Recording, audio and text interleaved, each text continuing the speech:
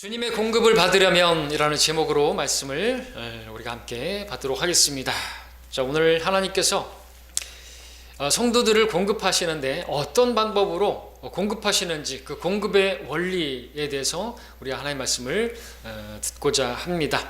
하나님께서 성도들이 온전하게 되기를 원하십니다. 섬기게 되기를 원하십니다. 그리스도의 몸을 세우게 되기를 원하십니다. 그것을 본문에서 말씀하고 있죠. 그리스도의 몸, 교회입니다. 그 몸의 지체들은 여러분들이죠. 구원받은 사람들은 교회 출석을 통해서 그리스도인이 된 것이 아니라 출생을 통해서 그리스도인이 되었습니다. 우리가 거듭났다, 다시 태어났다.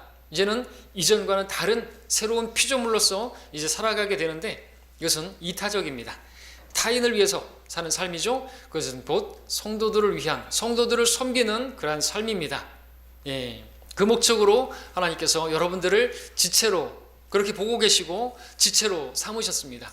그리고 여러분들이 그 지체로서의 역할을 감당할 수 있도록 교회를 허락하셨고, 이 교회를 통하여 하나님께서는 섬김을 받으시고 또 그 섬김을 인정해 주시고 그것을 곧 나에게 한 것이라고 그렇게 셈해 주시고 하나님께서 이제 여러분에게 영원한 영광으로 그렇게 보상해 주시는 것입니다. 하나님께서는 그렇게 그리스도의 몸을 세우게 하시기 위해서 교회 안에 사람들을 허락하셨는데, 특별히 오늘 본문에서는 사도와 선지자와 그리고 복음 전도자와 목사와 교사로 그렇게 말씀하고 계십니다. 사도와 선지자에 의해서 교회의 기초가 세워졌죠. 바울에 의해서 그리고 또 그 선지자들에 의해서 그렇게 세워지게 되었고 기초를 놓았습니다. 그리고 그 기초는 예수 그리스도시지만 또 복음 전파자를 통해서, 그리고 이제 그 복음 전파자를 통해서 바울이 교회를 세웠고, 바울은 복음 전도자였습니다. 목사라고 하기는 그가 한 아내의 남편은 아니었기 때문에 자, 이제는 목사와 교사를 허락하시고 교회 안에 각양의 은사를 가진 지체들을 통해서 교회를 세우는 그 일을 허락해 주셨습니다. 자, 우리는 여러분들은 모두가 다 그리스도의 몸의 한 일부입니다. 지체입니다. 이것은 놀라운 신비입니다. 우리는 그분과 온전히 연합하였습니다. 예수님은 신랑이시고 우리는 신부고, 그분은 머리시고 우리는 몸입니다. 성령께서 우리를 그리스도의 몸 안으로 집어넣으심으로 우리 각자가 그리스도의 몸에 살아있는 세포와 같이 지체가 되었다 말씀하고 있습니다. 여러분의 몸을 보십시오. 하나님께서는 이 몸을 교회와 같이, 교회가 곧 몸과 같다고 말씀하시고 계십니다. 몸은 하나지만 여러 지체로 되어 있다라고 말씀하십니다. 그처럼 이 교회 안에는 여러 지체들이 있다라는 것이죠. 각자가 해야 할 그러한 역할이 있다라는 것을 말씀해 주고 계십니다. 그 역할을 감당할 수 있도록 하나님께서는 성령을 통하여 여러분에게 성령의 은사를 주셨다 말씀하고 계십니다. 그 은사를 발휘해서 교회를 섬길 때 그것이 교회가 온전하게 되어지고, 그리고 그것이 주님을 참으로 기쁘시게 하는 아름다운 교회로 세워지는, 그것이 주님의 뜻이죠. 내가 나의 교회를 세우리니 라는 그 주님의 뜻이 이루어지게 되는 것입니다. 자, 우리는 예수 그리스도의 몸의 일부가 되었기 때문에 여러분들 구원에 있어서만큼은 여러분들 두려워할 필요가 없습니다. 우리는 주님과 영원히 하나가 되었습니다. 신랑과 신부는 하나님께서 합친 것은 사람이 나눌 수가 없습니다. 우리 스스로 주님을 부인한다 할지라도 이 교회 시대의 성도들은 절대로 그리스도께서 우리를 내치지 않으시고 그리스도로부터 떨어져 나갈 수가 없는 것입니다. 그런 부분에서는 걱정하지 마시고 이제 흔들리지 마시고 주의 일을 넘치게 하되, 특별히 교회 안에서 여러분들이 해야 할 일들에 대해서 분명하게 오늘 조명받게 되기를 바랍니다.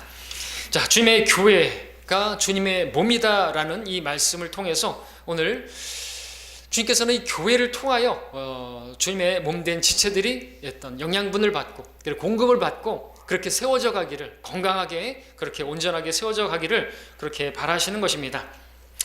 자, 그런데 그렇게 되기 위해서, 그렇게 주님의 공급을 받아서 온전하게 되어지고 섬기게 되기 위해서 반드시 알아야 할 사실들이 있다라고 말씀을 하고 있습니다. 그것을 제가 4가지로 정리해서 그렇게 또 여러분들이 다 아는 내용일 수 있겠지만 다시 한번 우리가 마음을 열고, 또 이런 부분들에 있어서 부족한 부분들이 있다면 여러분들이 바로 잡으시고, 또 책망받을 부분이 있으면 책망을 받으시고 온전하게 되어지기를 바랍니다. 그 목적으로 성경이 주어진 것이죠. 교리와 책망과 바로잡음과 영적으로 훈육하기에 유익한 그 말씀으로 우리가 받기를 원합니다. 자, 첫 번째로 우리가 주님의 공급을 받기 위해서 알아야 할 사실은, 첫 번째는 주님께서 머리다라는 사실 알아야 하고 이것이 인정되어야만 하는 것입니다. 주님이 머리시다 이거죠. 누구의 머리인가? 교회의 머리시고 나 개인의 나의 머리시다 이거죠. 성도들의 머리는 절대로 저 로마에 있는 교황이나 마리아나 목사나 총회장이나 그러한 사람들이 아니라, 사람이 아니라 바로 예수 그리스도이십니다. 우리 주님께서 교회의 머리시고 나의 머리가 되시는 분입니다. 자, 예수님께서 저와 여러분의 머리가 되신다라는 말씀을 들었을 때 여러분들은 어떤 생각이 떠오르십니까? 예수님께서 머리이시기 때문에 우리는 예수님을 권위자로 그렇게 인정해야 한다는 것이죠. 그죠? 권위자예요, 권위자. 머리.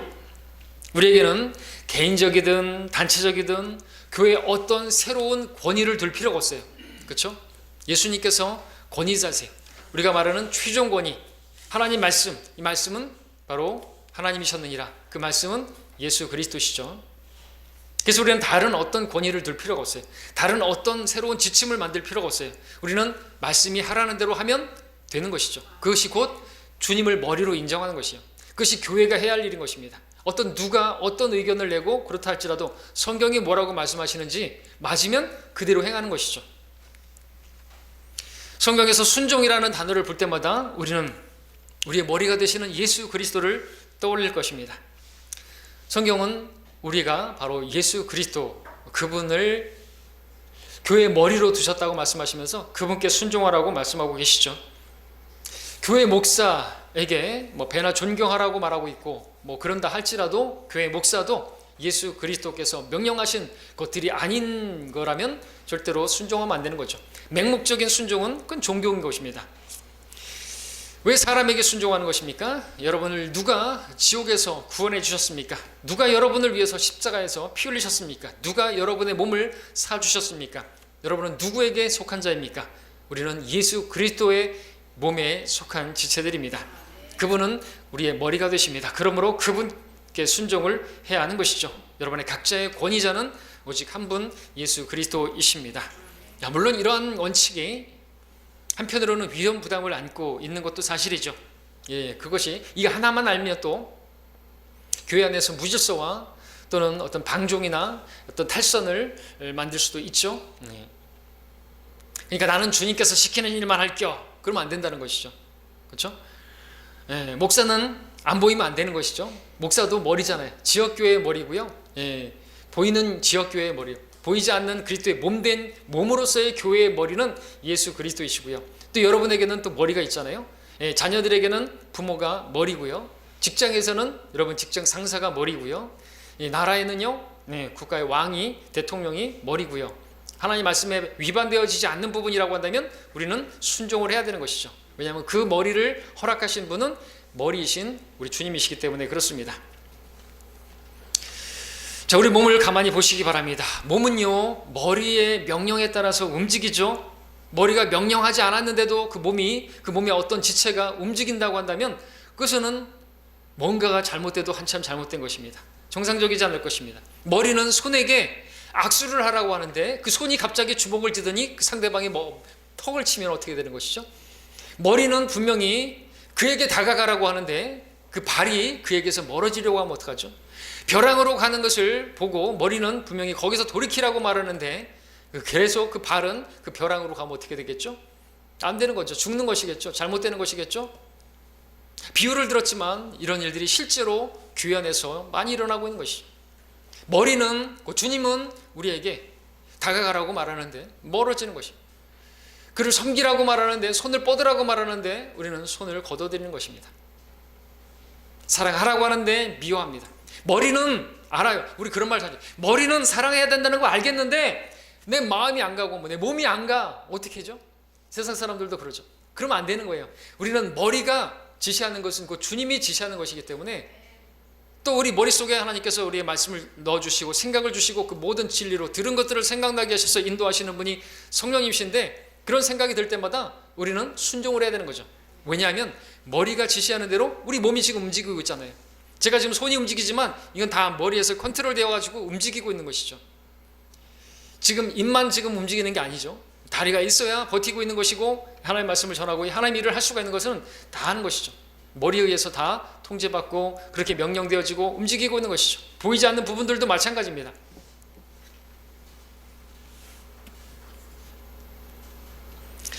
자, 모든 지체들이 항상 머리의 통제를 따르는 건 그건 너무나도 당연하고 합당한 것입니다. 머리는 명령을 했는데 손이 움직이지 않는다. 저는 부자연스러운 것도 없는 것이죠. 그러면 안 되는 것이죠. 머리가 지시했는데 움직이지 않는다. 그러면요 죽을 수도 있어요. 옛날에 어떤 사람이 한겨울에 북풍이 불어서 한파가 몰아치는데 그래서 문이 열렸는데 찬바람이 막 들어오는데 일어나기 귀찮다고 그냥 잤어요. 어떻게 됐을까요? 얼어 죽었어요. 일어나서 문 닫기조차 귀찮을 정도의 사람이라면 차라리 죽는 게 낫지 않을까요? 교회도 마찬가지입니다. 성도들이 서로 그 지체들이 서로 섬기기 귀찮다고 해서 섬기지 않으면 그 교회는 차라리 죽는 게 낫지 않을까요? 아니 그냥 죽은 교회가 되는 겁니다. 맞지 않습니까? 그 지체들이 서로를 섬길 줄 모르면 움직이질 않으면 죽는 것이에요. 죽은 교회예요. 살아있으나 죽은 교회, 사대 교회와 같이 돼버리는 거란 거죠.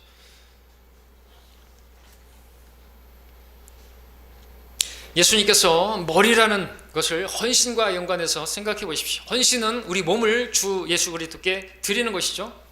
구원 받기 전에는 우리의 몸은 우리의 머리의 지배를 받고 움직였습니다. 내 머리에 생각이 떠오르는 대로 나는 내 몸이 내 발이 가고 그랬던 것이죠. 그러나 구원받은 이후에는 내 머리가 바로 예수 그리스도께서 되셨기 때문에 예수 그리스도의 명령에 따라 내가 움직여지고 나를 드리고 그것이 헌신인 것입니다. 헌신은 어려운 게 아니에요. 주님께서 하라고 하는 대로 하면 되는 것이죠. 버티면 안 되는 것입니다. 그는 머리를 거역하는 것이고 그래서 주님을 거역하는 것이고 하나님을 대적하는 것이죠.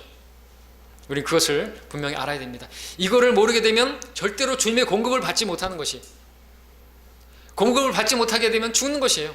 영적으로 고사하고 마는 것이죠. 살아있으나 죽은 거예요. 죽은 거. 자, 두 번째로 주님의 공급을 받기 위해서 우리가 알아야 될 것은요, 바로 주님께서 좀 더 구체적으로 말해서 주님께서 공급자시다라는 것입니다. 주님이 공급하시는 모든 그 생수의 근원이 되시는 분이시고 영의 양식의 근원이 주님은 모든 것이 되시는 분이죠. 난이라 나는 생명의 빵이고 나는 양들의 분이고 나는 위로자고 다 되시는 분이십니다. 여러분 지혜가 필요하십니까? 그러면은 예수님께 공급을 받으십시오. 그의 안에는 모든 지혜와 지식의 보화가 감추어져 있느니라. 골로새 2장 3절에서 말씀하고 있습니다. 야고보서 1장 5절에서도 너희 중에 누가 지혜가 부족하면 모든 사람에게 아낌없이 꾸짖지 않고 주시는 그 하나님께 구하라고 말씀하십니다. 그러면 그분께서 주실 것이라 말씀하십니다. 나는 지혜가 없어. 그러고만 있으면 안 되고 주님께 가시기 바랍니다. 주님께서 공급해 주시기 위해서 여러분과 함께 계시는 것이죠. 믿음을 원하십니까? 믿음의 창시자로 가시기 바랍니다. 우리 머리이신 주님께서 믿음의 창시자요 완성자라고 히브리서 11장에서 말씀하고 있지 않습니까? 그분께 가야 되겠죠. 그분으로부터 나오는 믿음, 그러면은 여러분들 믿음으로 설 수가 있습니다. 믿음은 들음에서 나고 들음은 말씀에 의해서, 그 말씀은 우리 주님이십니다. 사도행전 3장 16절에 보니까 베드로가 아름다운 문이라고 하는 그분 앞에 앉아있는 안진뱅이를 일으키고 나서 이렇게 증거했습니다. 그의 이름을 믿는 믿음으로 인하여 그의 이름을 믿음으로 인하여 그 이름이 너희의 보고 있는 이 사람을 강건케 하였느니라. 정녕 그를 통하여 나온 믿음이 이 사람을 너희 모든 사람 앞에서 온전하게 치유한 것이라. 그를 통하여 나온 믿음이라고 말씀하고 있습니다. 믿음이 필요하십니까? 예수님께로 나아가시기 바랍니다. 예수님을 통해서 여러분들은 믿음을 얻을 수가 있습니다. 예수님께서는 우리에게 여러분들에게 필요한 모든 것들을, 그 좋은 것들을, 보화들을 주실 수 있는 분이십니다. 그분께서 여러분과 함께 계십니다. 주님께서는 우리에게 의와 지혜와 거룩함과 구속이 되셨다고 말씀을 하고 계십니다. 여러분이 세상의 능력이나 세상의 지혜가 아니라 하나님의 능력과 하나님의 지혜를 얻기 원한다면 예수 그리스도께 가시기 바랍니다. 그리스도는 하나님의 능력이요 또 하나님의 지혜니라. 우리는 하나님께서 공급하시는 능력이 필요한 사람들입니다. 베드로전서 4장 11절에서 누가 섬기려거든 하나님께서 공급하시는 능력으로 하는 것처럼 하라. 실제로 공급하시는 그 능력이 있어야 우리가 섬길 수 있고 또 섬겨야만 하는데 공급을 받아야 되는 것입니다. 하나님께서 주신 것으로 우리는 공급받은 것으로 또 우리가 공급할 때 하나님 원하시는 받으시는 그런 섬김을 할 수가 있는 것이죠. 내가 내 것으로 하려고 한다면 그건 종교가 되는 것입니다. 내가 하는 것은 종교고 주님께서 하시는 것은 그것은 우리의 신앙, 참된 신앙인 것입니다. 여러분 그렇게 섬겨야 하는 것이죠. 자, 이제 세 번째로 넘어가서 주님의 공급을 받으려면 주님의 공급이 그 목적이 성장에 있다라는 사실을 알아야 된다는 것입니다. 공급하시는 목적이 뭐냐니까 주님께서 우리를 성장하게 하시려고다. 자라야 되는 거죠. 생명이 있으면 자라는 것입니다. 아들이 있는 자는 생명이 있고 아들이 없는 자는 생명이 없습니다. 여러분 안에 아들 예수님이 계십니까? 그러면 여러분들은 생명 있는 것이고 생명은 자라기에 마련입니다. 근데 자라야 할 게 자라지 않는다면 문제가 있는 것이죠. 병이 있거나 죽은 것이거나 그렇죠. 꽃씨를 심고서 꽃을 기대하지 않는 사람이 어디 있겠습니까? 농부가 씨를 뿌리고 열매를 기대하지 않는 농부가 어디 있겠습니까? 꽃을 피워야 할 나무는 꽃을 피워야 하고 열매를 맺어야 할 식물은 반드시 열매를 맺어야 생명이 있다고 말할 수가 있겠죠. 예수께서는 열매를 기대하고 무화과 나무에게 가셨으나 아무런 열매가 없자 저주하셨습니다. 열매 맺지 못하는 포도나무를 찍어버려야 한다고 말씀하셨습니다. 하나님께서는 세상이라는 밭에서 마귀가 주는 양식으로 먹고 살아가는 나무와 같은 우리들을 선택하셔서 하나님의 밭인 생명 시냇가로 옮겨 심으시고 잘 자랄 수 있는 모든 풍토를 갖춰주시고 그렇게 아름다운 열매를 기대하고 계시는 분이십니다. 우리에게는 그런 것들을 다 주셨습니다. 근데 마귀가 이렇게 하나님의 뜻대로 우리가 성장하는 것을 좋아할 리가 없겠죠. 그래서 갖은 방법으로 방해를 하는 것입니다. 어떻게 방해하는 것인가? 마귀는 눈에 보이지 않습니다. 하나님께서 사람을 통해서 일하십니다. 그죠? 사도와 선지자와 복음전도자와 목사와 교사와 또 성도들과 집사 통해서 그렇게 일하십니다. 마귀도 사람들을 통해서 일합니다. 14절을 보겠습니다. 14절 그리하여 우리가 이제부터는 더 이상 어린아이가 아니요 사람들의 속임수와 교활한 술책으로 그들이 속이려고 숨어서 기다리는 온갖 교리의 풍조에 밀려 이리저리 다니지 아니하고 라고 말씀하고 있습니다. 사람들을 통해서 역사하는 것이죠. 마귀가. 물론 우리가 사람들을 원수 취급하고 그렇게 혈과 육에 대항해서는 안 되겠지만 사람을 하나님께서도 사람을 통해서 일하시고 마귀도 사람들을 통해서 일한다 이죠. 속임수와 거짓 교리와 마귀들의 교리라고 말하고 있죠. 디모데후서에서는 교활한 술책으로 여기 속아 넘어가게 되면 안 되는 것입니다. 그러면 하나님의 계획이 망가져 버려요. 교회가 아니게 돼버리는 것이죠. 우리가 자라게 되면 더 이상 어린아이가 아니게 되니까 그러면 우리는 사람들의 속임수와 교활한 술책에 넘어가지 않고 분별하게 되는 것입니다. 사람들의 속임수, 죄의 속임수, 교활한 술책, 어떤 그런 온갖 교리의 풍조들 속게 되면요 주님의 명령을 따르지 않게 되는 것입니다. 주님의 명령을 따르지 않게 되면요 그러면은 교회는 와야 되는 것이 교회가 끝나는 것입니다.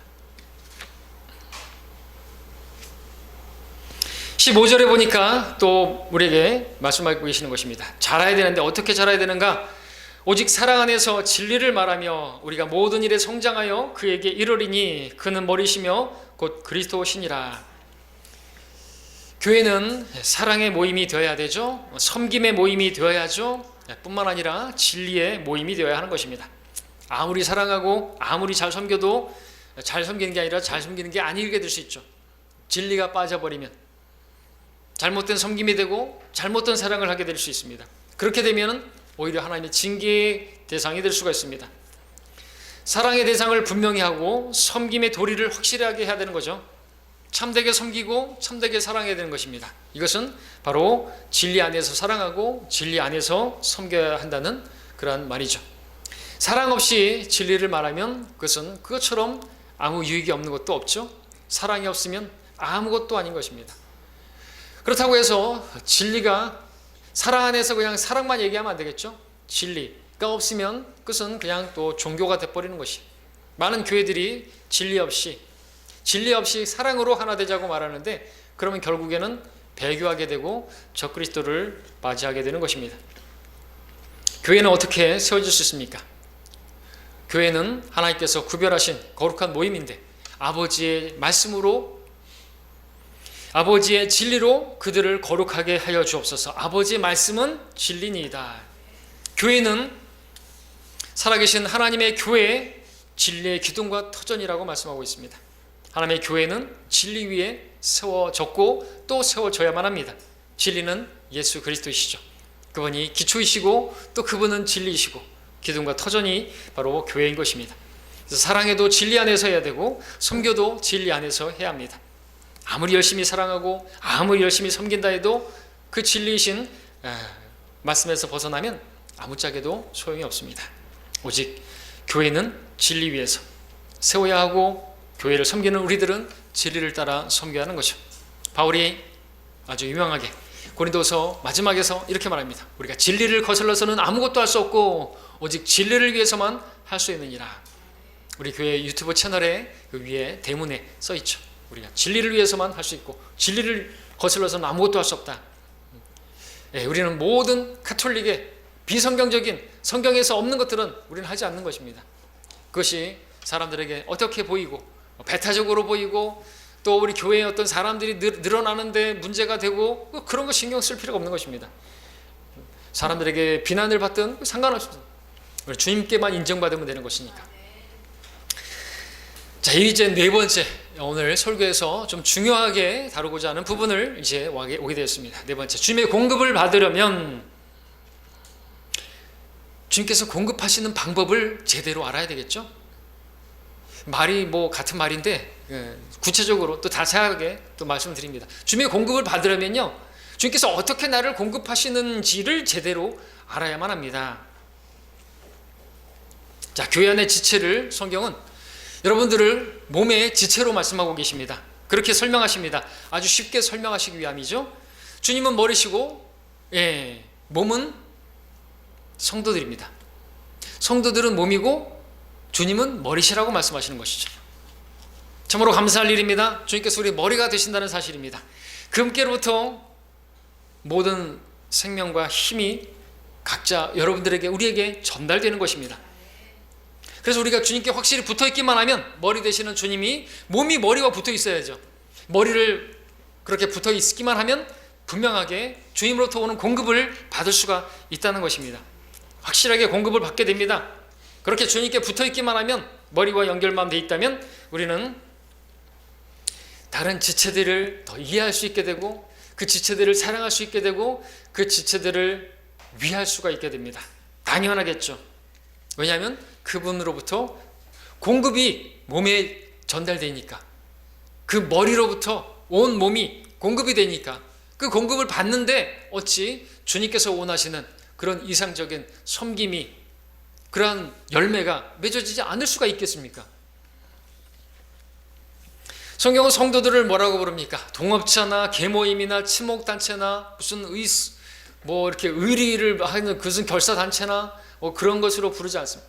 그래서 공산당들처럼 동무라고 부르지 않습니다. 성경은 그리스도의 지체들을 지체라고 부릅니다. 성도들을 지체라고 부르는 것이죠. 지체예요. 이게 실질적인 진리가 돼야 되겠죠.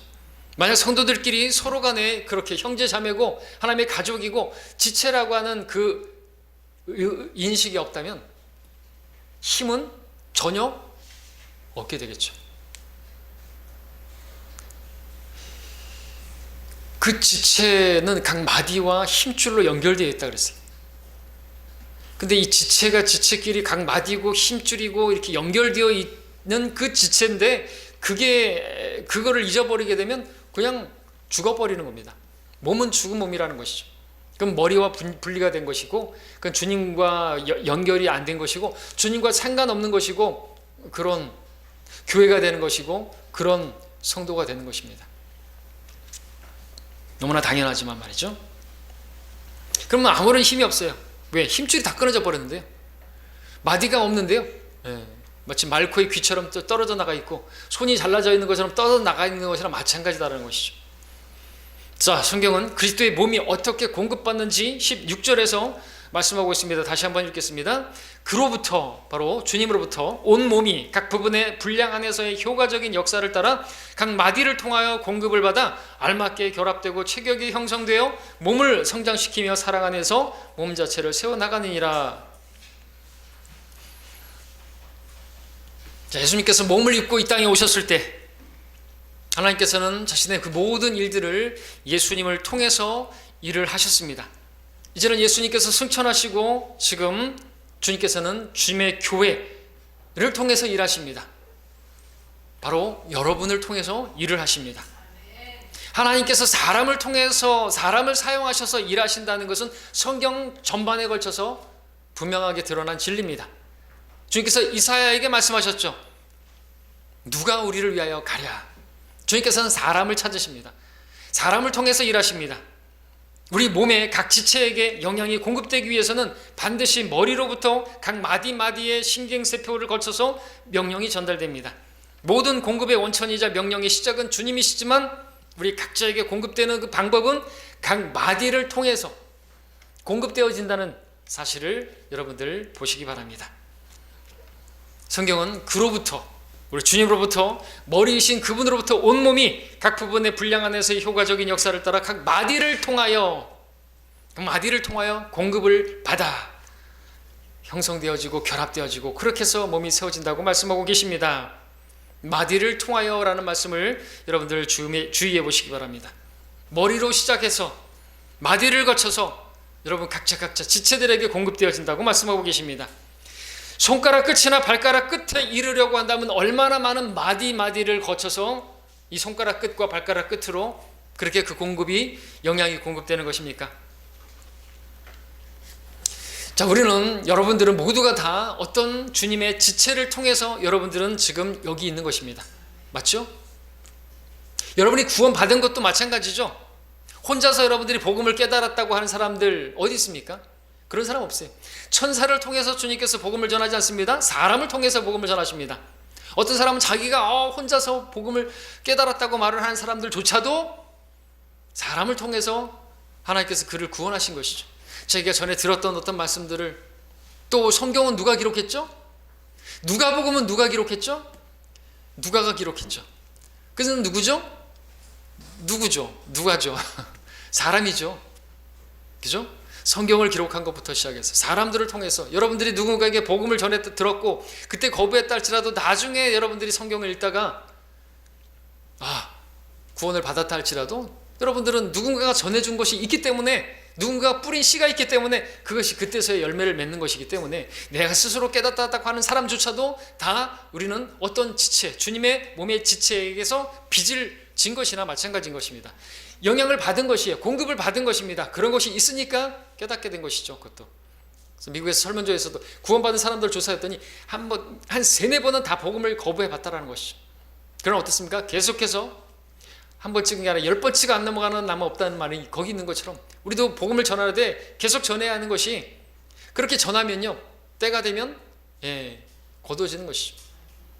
계속해서 얘기하지만 힘이 안 빠지니까, 그러나 이제 어느 계기가 있으니까 힘이 빠지니까 이제 예수님을 영접하게 되는 그런 일이 있고요. 그러는 것이죠. 근데 그런 것들이 전해지지 않았다고 한다면, 공급이 없었다고 한다면 그 사람은 그냥 가버리는 것이겠죠.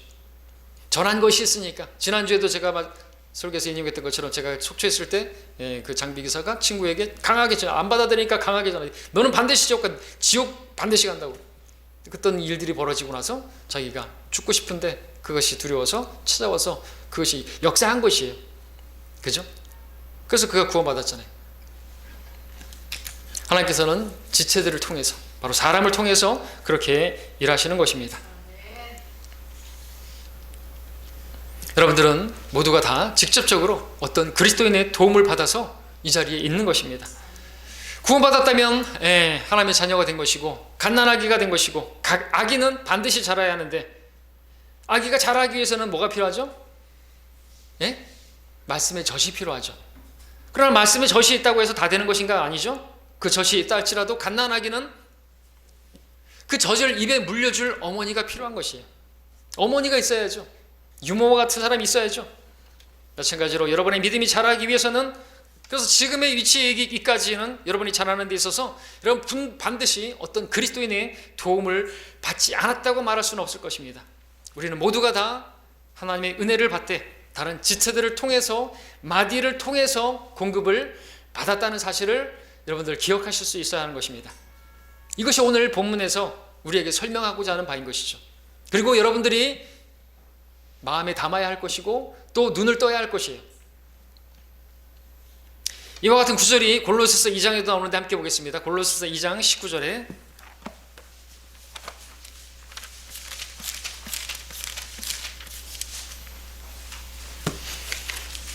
이 장 19절만 보시면요, 자, 머리가 도둑채로 되어 있습니다. 바로 예수님이시죠. 우리 교회의 머리를 붙들지 않으면 안 되는 것입니다. 그러면은 다 잃어버리는 것이죠. 그러면은 그 18절에 나오는 것처럼 자의적인 겸손이 나오고 천사들 숭배한다든지 뭐 상을 빼앗기게 되는 그런 것들이 나오는 거죠. 왜 이유가 뭐냐? 머리를 붙들지 아니하는 것이 문제죠. 머리에 붙어 있지 않으면 안 되는 것입니다. 머리를 붙들고 있지 아니하나 온 몸은 머리로부터 마디와 힘줄을 통하여 영양을 공급받고 엮어져서 하나님께서 자라게 하심으로 자라느니라 말씀하고 있습니다.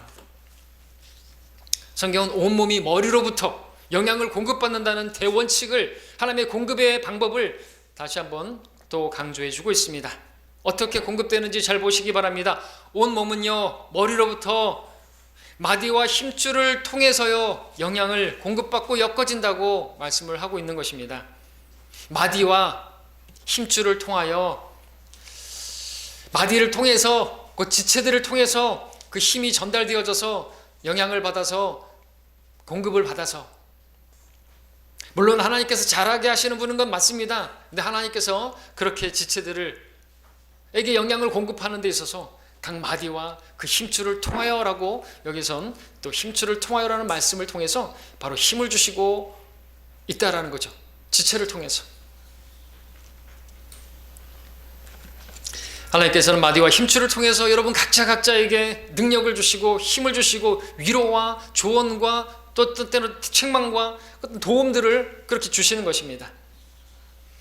그렇다고 해서 제가 하나님으로부터의 직접적인 도움은 필요 없다고 말씀을 드리는 것은 아닙니다. 하나님으로부터 직접적인 도움을 여러분 얻기 위해서 여러분 하나님의 말씀을 읽어야 됩니다. 기도해야 합니다. 하나님께서 여러분 개개인에게 그렇게 공급하시는 것이 있는데요, 우리는 그렇게 공급을 받아야 하는데요, 근데 우리는 하나님의 공급하시는 그 원리를, 그 방법을 분명히 온전히 알아야 하는 것이죠. 어떤 사람들은 다른 그리스도인들로부터 공급받는다고 하는 이 원리를 무시합니다.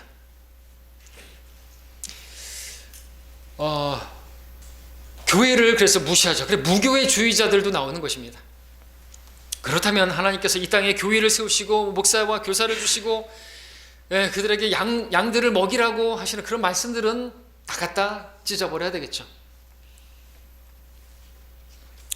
하나님께서는 이 땅에 교회를 두시고 목사를 두시고 그리스도인들을 공급하게 하십니다.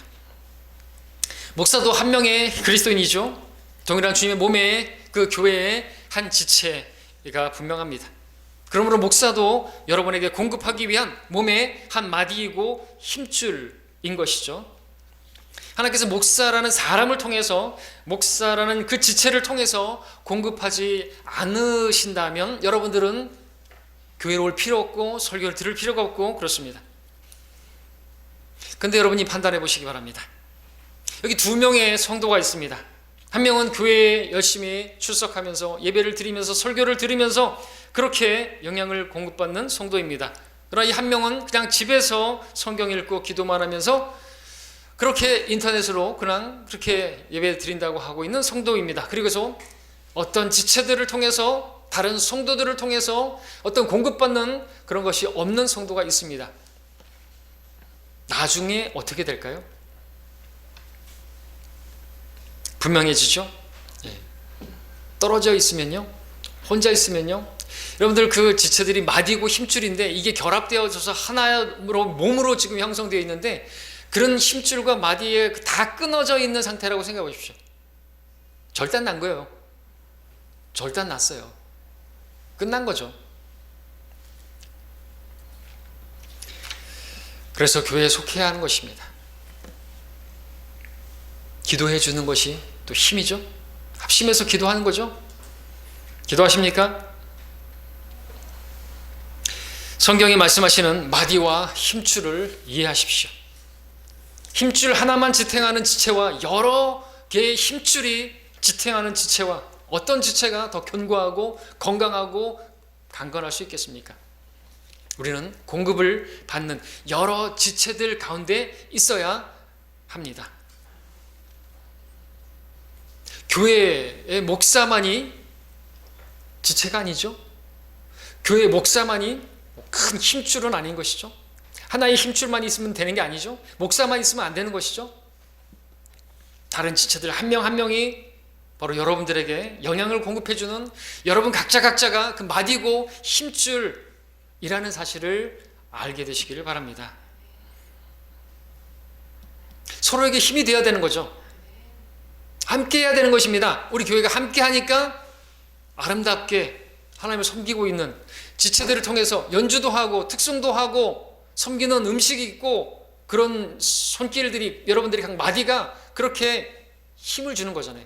함께하는 자체가 마디가 되고 힘이 되는 거죠. 말 한마디 한마디가 또 위로의 말 한마디 한마디가 진짜 마디와 같이 그렇게 힘을 주는 그런 마디가 되잖아요. 그렇게 돼야 되는 거죠. 살아있는 겁니다. 사도 바울은 내게 능력 주시는 그리스도를 통하여 내가 모든 것을 할 수 있느니라고 빌립보서에서 말했던 이 사도 바울이 같은 빌립보서 2장 25절에서 그의 사랑하는 동역자 에파프라디도를 향해서 이렇게 말합니다. 나는 에파프라디도를 너희에게 보내는 것이 필요하다고 생각하여노라. 그는 나의 형제요 동역자며 전우이고 너희의 사자이며 나의 필요를 공급해주는 일꾼이라. 바울은 주님을 통해서 내가 모든 걸 할 수 있다고 말했지만 그러면서도 에파프라디도를 향해서 그는 나에게 필요를 공급해주는 일꾼이라고 말하고 있다는 것이죠. 그 필요가 물질적인 필요로 보이겠지만 영적인 필요이든 어떤 것이든 그 필요를 공급받는 그것이 바울에게 필요했던 것입니다. 그를 보내는 것이 그들에게도 필요했다는 거죠. 에파프로디도 필요 없으니까 보내지 말라고. 그러면 안 되는 것이겠죠.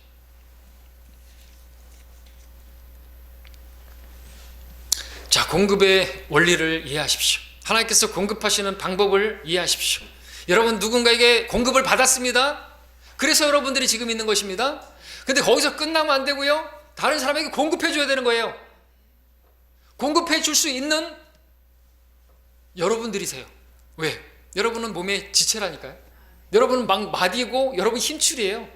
여러분에서 딱 끝나면 안 되죠. 공급만 받고 공급해 주지 않으면 이건 사회바다와 같이 되는 거예요. 사회바다는 어떻게 해요? 죽은 바다예요. 왜 그래요? 공급만 받고 보내질 않으니까 죽어버려요. 고인물은 썩는 것입니다. 신앙도 마찬가지예요. 내만 배우고 흘려보내지 않으면 신앙은요 가만히 있지 않습니다. 썩어요. 썩어. 부패합니다. 여러분에게는 상수도 수원지가 필요하듯이 동일하게 수원지만 있으면 뭐 할 거예요? 우리 집까지 들어오는 파이프라인이 있어야죠. 그 라인에 여러분들이 하나하나에 연결되어진 그 라인인 것입니다. 그래서 공급돼야 되죠. 그래서 우리는 모두 서로에게 공급해주고 또 공급을 받고 그런 관계여야만 하는 것입니다. 우리 모두는 마디와 힘줄을 통해서 공급받아야 하고 다른 지체들에게 공급해주는 마디와 힘줄이어야 합니다. 이어야 합니다. 입니다. 마디와 힘줄이 되어야 합니다가 아니고 마디와 힘줄입니다. 아니라면 여러분들은 성도가 아닌 거예요. 하나님의 자녀가 아닌 것이죠. 만약 여러분들이 다른 지체들과의 관계를 정상적으로 가지지 못한다면 여러분들은 하나님께로부터 공급을 받는 그 모든 통로들을 스스로 차단해버리는, 절단해버리는 것과 마찬가지인 것입니다. 그 통로를 통해서 주시는 하나님의 공급과 모든 좋은 것들을 다 잃어버리게 되는 것이죠. 누가 좋아할까요? 마귀만 좋아하는 것이죠. 그래서 주님께서 새 계명으로 주신 것입니다. 서로 사랑하라는 말씀 안에 다 들어있는 것이죠. 자, 그 통로를 통해서 하나님의 모든 공급을 받을 수 있는데 공급을 받지 못하는 것, 정말 슬픈 일이죠.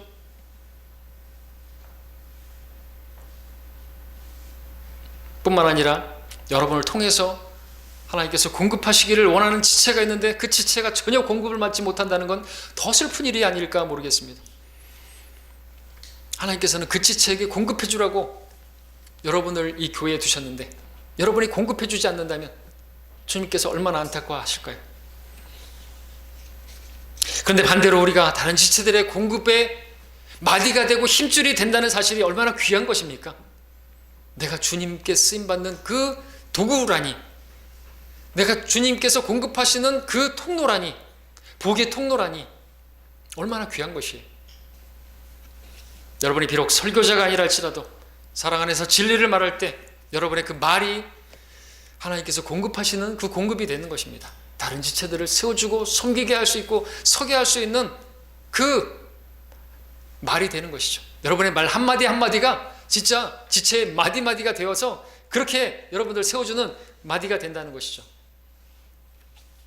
낙심한 지체에게, 공급을 받지 못해 쓰러져가는 지체에게, 여러분이 영향을 공급하는 지체로서 마디가 된다고 한다면 그는 영향을 공급받게 되고 그는 서게 될 것이고, 그렇게 세워지는 교회가 하나님께서 바라시는 주님의 몸인 교회가 되는 것이고, 주님의 머리가 되시는 주님의 통제를 따르는 교회, 살아있는 교회가 되는 것입니다.